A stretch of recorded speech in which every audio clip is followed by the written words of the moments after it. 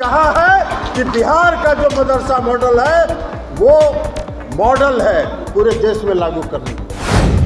नमस्कार, मेरा नाम शशांक पांडे और आप NBC 24 देख रहे हैं। जदयू में लंबे समय में रहे सलीम परवेज आरजेडी में चले गए थे। अब आरजेडी से वो जदयू में आए हैं। जब आरजेडी में थे उस समय कह रहे थे कि लालू प्रसाद यादव अच्छे नेता हैं, अल्पसंख्यकों की बात करते हैं।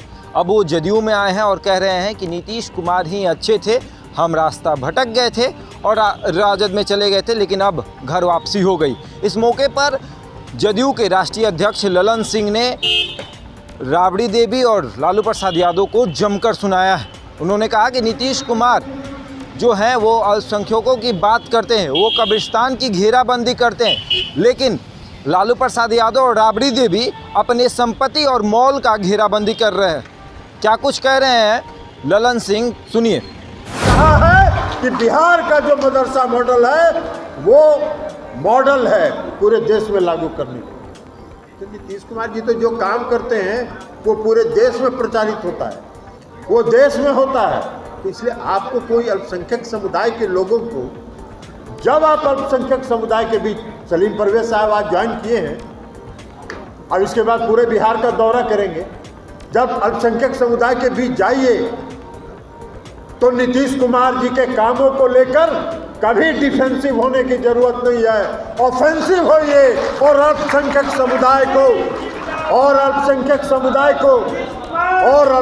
समुदाय को यह बताइए कि जब तक बिहार में नीतीश कुमार है, अल्पसंख्यक समुदाय के किसी की तरफ, उसके हित की तरफ, उसके स्वाभिमान की तरफ कोई आंख उठा के भी नहीं देख सकता है। हम लोग देखते हैं, हम लोग रहते हैं, जब अल्पसंख्यक समुदाय का कोई पर्व त्यौहार होता है, ईद हो, बकरीद हो, मुहर्रम हो, सारा काम छोड़कर मुख्यमंत्री नीतीश कुमार जी टेलीफोन के पास बैठ जाते हैं और बिहार के एक एक कोना का खबर लेते हैं और ये जानते हैं कि कहीं पर कोई अल्पसंख्यक समुदाय के लोगों पर अन्याय और अत्याचार तो नहीं हो रहा है। जो व्यक्ति अल्पसंख्यक समुदाय के हित के प्रति इतना संवेदनशील हो, उसके राज्य में अल्पसंख्यक समुदाय को क्या चिंता करने की जरूरत है? कोई चिंता करने की जरूरत नहीं है। इसलिए मैंने कहा कि जब आप अल्पसंख्यक समुदाय के बीच जाइए तो कभी रक्षात्मक मत रहिए, डिफेंसिव मत रहिए, ऑफेंसिव रहिए, आक्रामक रहिए और कहिए कि नीतीश कुमार ही है जो बिहार को बचा सकते हैं, बिहार के अल्पसंख्यकों के हित की रक्षा कर सकते हैं। और जब तक नीतीश कुमार हैं, बिहार के अल्पसंख्यक सुरक्षित हैं। कितना दंगा हुआ 16 साल में, और जरा पहले का भी इतिहास देख लीजिए। पति पत्नी का राज था ना, जिस पार्टी को छोड़कर आए हैं सलीम परवेज साहब, उनके शासनकाल में कितना दंगा होता था। और नीतीश कुमार जी के राज में एक भी बताइए जहां अल्पसंख्यक समुदाय के प्रति कोई अन्याय हुआ हो और नीतीश कुमार जी ने उससे समझौता किया हो। नीतीश कुमार जी समझौता करने वाले व्यक्ति नहीं है। नीतीश कुमार जी अपने सिद्धांत के साथ कोई समझौता करने वाले व्यक्ति नहीं है। और नीतीश कुमार का सिद्धांत है, मुख्यमंत्री नीतीश कुमार जी का सिद्धांत है सेकुलरिज्म, और सेकुलरिज्म बिहार में तब तक जीवित है जब तक नीतीश कुमार जी बिहार में। इसलिए आज इस बात की जरूरत है। अब जिस पार्टी को छोड़ के आए हैं सलीम परवेज साहब, वो क्या करते हैं भाई? नीतीश कुमार जी के राज में तो कब्रिस्तान का घेराबंदी हो रहा है ना। नीतीश कुमार जी ने कहा कि सब कब्रिस्तान को घेर दो, घेराबंदी कर दो, तो नीतीश कुमार जी तो कब्रिस्तान का घेराबंदी करा रहे हैं।